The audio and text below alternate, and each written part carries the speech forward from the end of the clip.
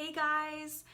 So today's video is going to be all about answering questions about ECT and TMS. I put out a post on Facebook a while back, and then in my last video that I posted yesterday, I asked you guys for questions about anything mental health related, but I'm getting a lot of questions about ECT and TMS. So I decided to do a video with a question and answer basically about those two treatments. So if you, after watching this video, if you still have questions, please comment, email me, go on Facebook, message me on there, comment on there, and let me know what you want to know, because I will definitely do a part 2, a part 3, however many parts we need to do to get all the questions answered. But hopefully this video will answer some of your questions that you have now. So yeah, let's get started.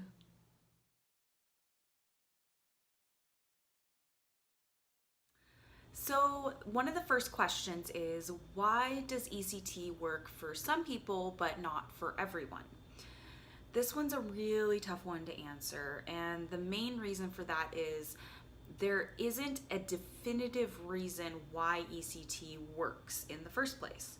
There's a lot of research, a lot of theories behind it, but there isn't a clear reason why it does what it does. So roughly 80% of the people who do ECT see results, good results from it. But there is a group, the 20%, who don't. I'm gonna link a video down in the description box. It's by a woman named Natasha Tracy. She's actually the editor and blog manager for Healthy Place, which is the mental health website that I blog for currently. She went through ECT. She has bipolar, and she went through ECT and it did not help her. She actually filmed a video about how ECT isn't for everyone and how it's often said to be the last resort, but she talks about how it's not for everyone. She went through ECT, and when that didn't work for her, she started experimenting. Well, her and her doctor started experimenting with different medication combinations to find something that works for her. She explains how it took years for her to find the right cocktail. And I know how discouraging and frustrating that is to hear for a lot of you, because you've been struggling with these illnesses for years and you don't want to suffer anymore. And I can completely relate to that. I went through many years of depression before I found what worked for me. For me, ECT and TMS did work, but for some people it doesn't. And I just want to tell you that there is something out there for you. And there are so many antidepressants, so many different options for you. It just takes a little patience. And I know how hard it is to hear that. But I just want to encourage you and tell you, don't give up. You are going to find something that works for you. And it's going to be okay. Definitely check out Natasha's video. She goes a little more in depth about how she dealt with not being able to get results from ECT.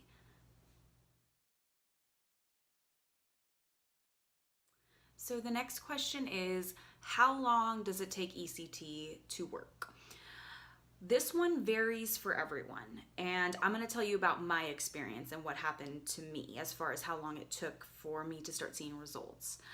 I started out doing right unilateral ECT, which is where they apply the electricity to the right side of the brain. I did about 20 treatments over the course of roughly 7 weeks. We were doing 3 treatments a week, Monday, Wednesday, Friday. And by the end of that 7 weeks, I still wasn't really feeling anything. I felt a little bit better. I could see how it was doing something, but I was still having tons of bad days. It wasn't good. It wasn't really doing that much. So that's when we moved on to bitemporal ECT. Bitemporal ECT is where they apply it to both sides of the brain. So I started noticing results after about the second treatment. We were doing treatments once a week instead of 3 times a week. And about the second treatment is when I started feeling a little bit better, starting to see results. And by the end of the 7 weeks that we were doing it, I felt so much better. It was crazy. It was amazing. And I couldn't believe how much better I felt. I still wasn't at 100%, but I hadn't felt like that in years. Absolutely incredible. So I'm gonna actually link my 3-month update video down below, and if you want a little bit more, if you want more details about how everything went and then kind of what went on after the 7 weeks were up, check that video out because it has tons of details and it's all when it's happening. So it's a really good resource if you're curious about more of my story.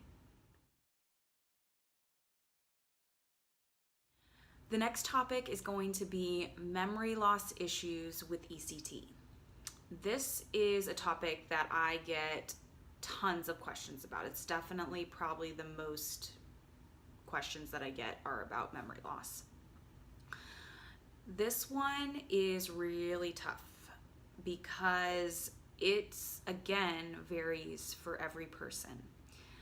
In my experience, I did have memory loss.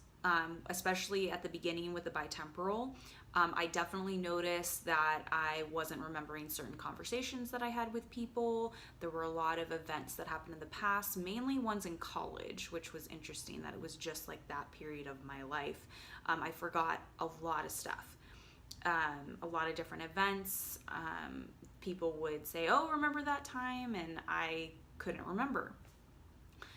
I've been very fortunate because within the last 2.5 years, which is when about how long it's been since I've done ECT, a lot of those memories have come back. Something I really want to emphasize is this is not everyone's experience. There are definitely people who experience memory loss and the memories don't or haven't come back yet. And it's a tough one to talk about because I want to be optimistic, and in my experience I got very lucky, but it's not like that for everyone, and I'm just being honest with you guys. It's a risk you have to take, and let me give you my opinion on it.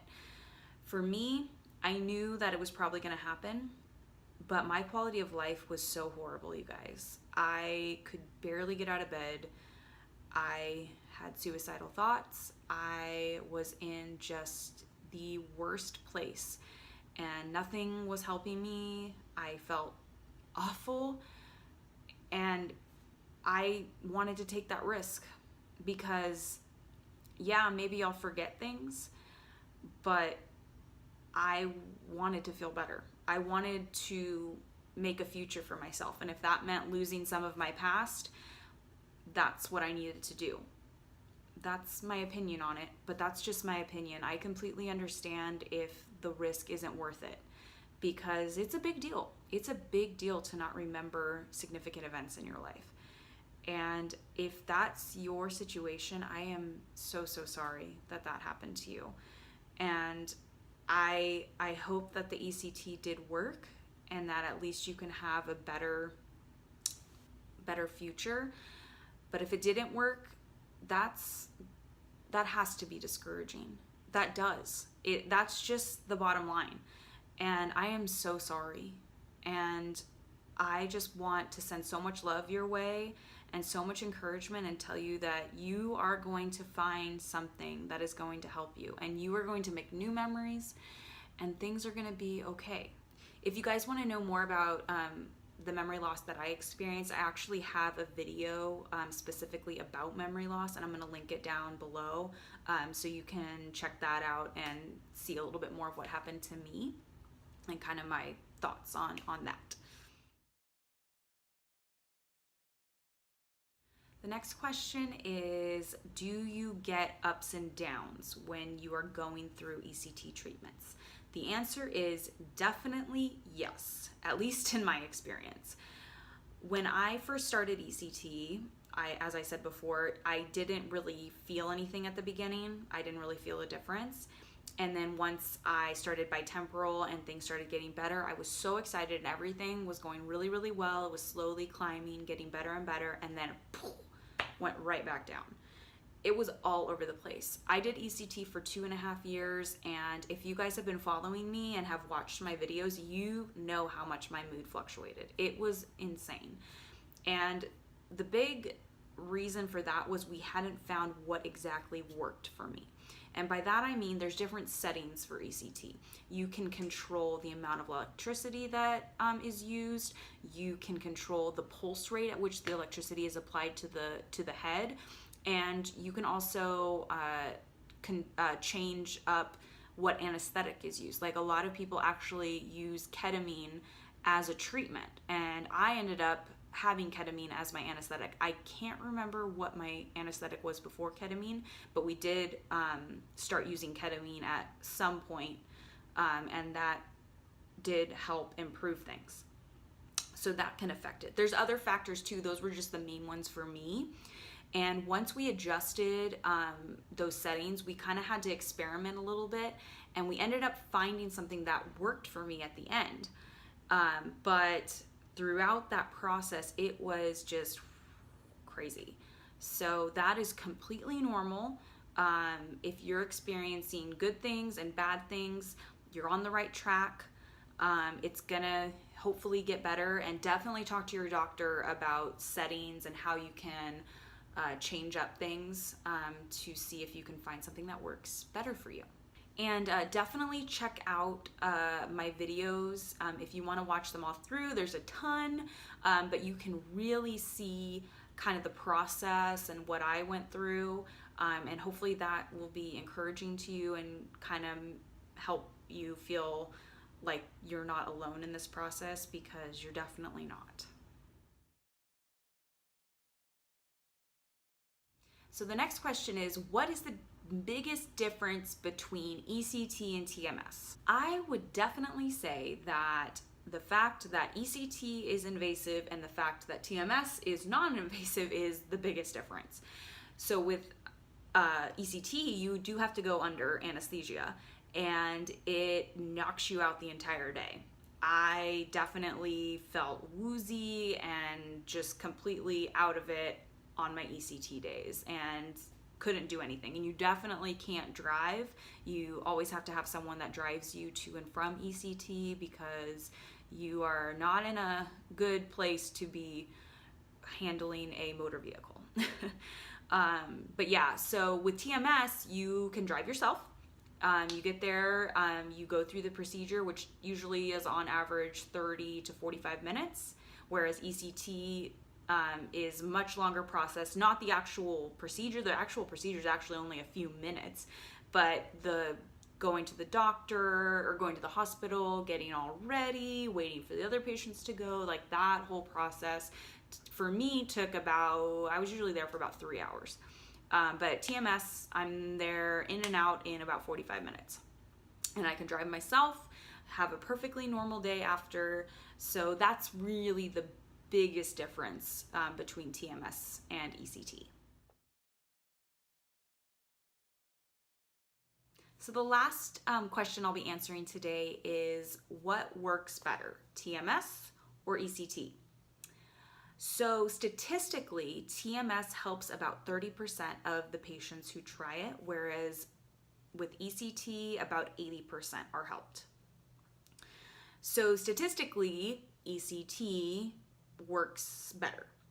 However, TMS is still a very new treatment, a new procedure. There's tons of resources and research being put into it right now, so it's definitely something to keep an eye on.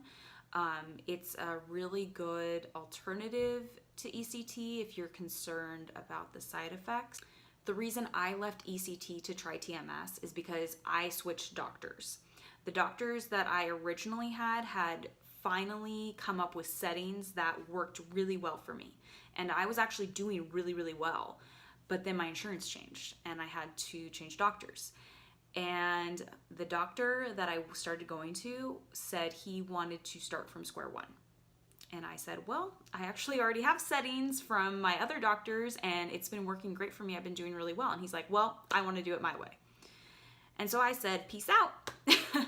Because I wasn't going to do that. I wasn't going to start over. I wasn't going to go through everything again. So that's when we started looking into TMS. And I started TMS. I did it 5 times a week for 8 weeks. And since then, I haven't had to do any maintenance, and that was 2.5 years ago. So it worked fantastically for me. Granted, I do still take 3 medications. So that definitely helps maintain where I'm at. But it got me, the TMS and the ECT got me to a place where I am doing so well. And I'm in a really good place now. I do still struggle. I still have bad days, but I'm learning to deal with that because I know it's due to a lot of negative thinking patterns and bad habits. And that's something that I'm going to be talking about a lot on this channel and in my blog, is how to basically change those habits. If you've been through treatment and are doing better but are still struggling, I think you'll really appreciate these videos and blog posts, because they are going to be talking about how to deal with your depression and your anxiety even after treatment. And I'll definitely still be talking about kind of flashing back to how I dealt with things before I was doing better. So it's going to kind of be a mishmash. Hopefully it'll be a little something for everyone. Okay, so that's it, guys. Thank you so much for your questions. If you have any other questions or need clarification about anything, please comment below, shoot me an email, message me on Facebook, whatever floats your boat, and let me know what you want to know. And I can either answer, I will answer you personally, but if it's okay, I can hopefully use those questions in another video. I'll try to be doing ECT and TMS videos every now and then, just to kind of keep you updated on what's going on with me, and also to answer any questions. Thank you so much for watching, you guys, and much love to you all. Bye.